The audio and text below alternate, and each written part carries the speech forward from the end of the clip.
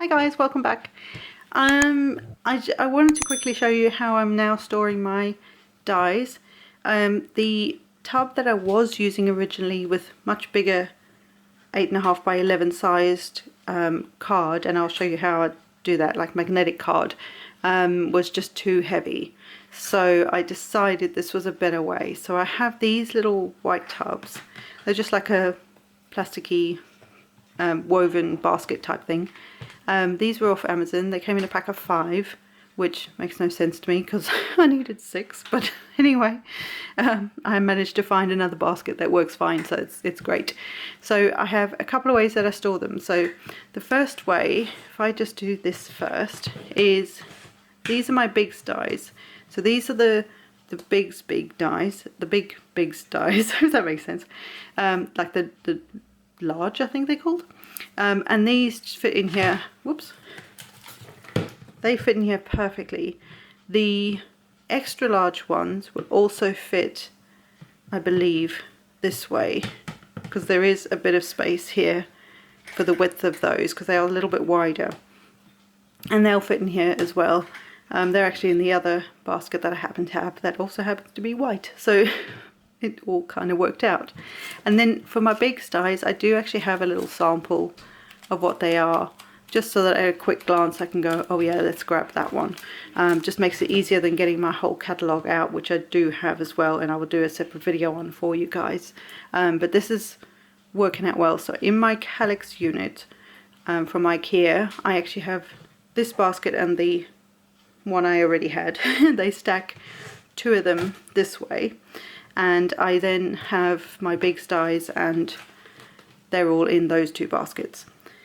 I then have, I just move that out of the way slightly, I then have another 2 of the cubes on the Calyx unit that I use for my thin dies.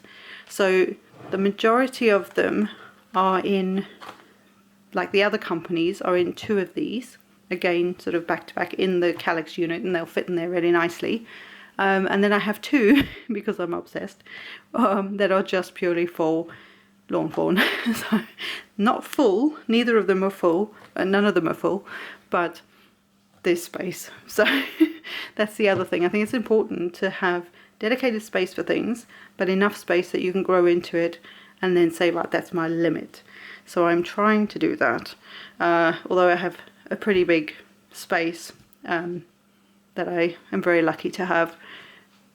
I'm still limited as to how big that room is, right? Any space would be like that, so I'm making the most of what I have. So that's, but I am obsessed. We all know this. Yes, we all know that I'm obsessed with lawn fawn. Anyway, so what I did for these, I actually happened to have these from ages ago when I was storing a little differently, and so these are actually a piece of A4 cardstock that I've cut in half. So it's kind of like the equivalent to an American 8.5 by 11, but it's slightly narrower and slightly longer. And literally cut it in half, used an A5, which is this size, A5 laminating pouch, and laminated it. And these I use as my dividers.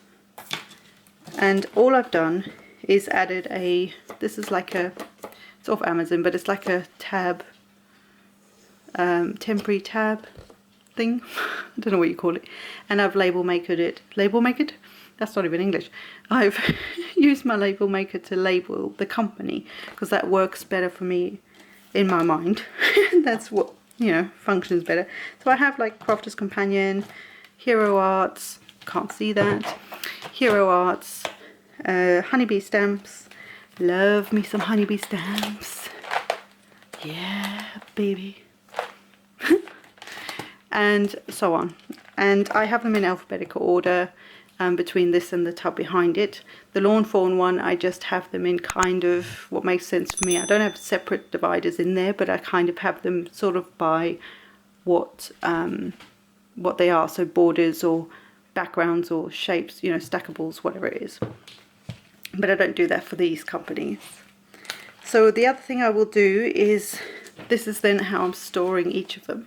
So I label each different die set that's in here. I will then put the labels on the company name and the name of the set. I then have these pouches that I got off Amazon. They're really quite durable. I'm a bit clumsy, so I'm not too careful with things. so yeah, they get a bit battered, but they're lasting really well, and you get quite a lot. I think you get like 100 in a pack for 10 or 12 quid or something. Can't remember, but you can also get an A4 version of this that isn't frosted, I believe, because my A4 ones aren't like this, that I store my card and paper in, but again, just off Amazon.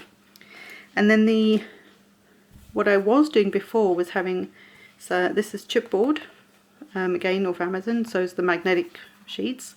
And originally I had, if you imagine two of these together, an an 8.5 by 11, because I went to the size of the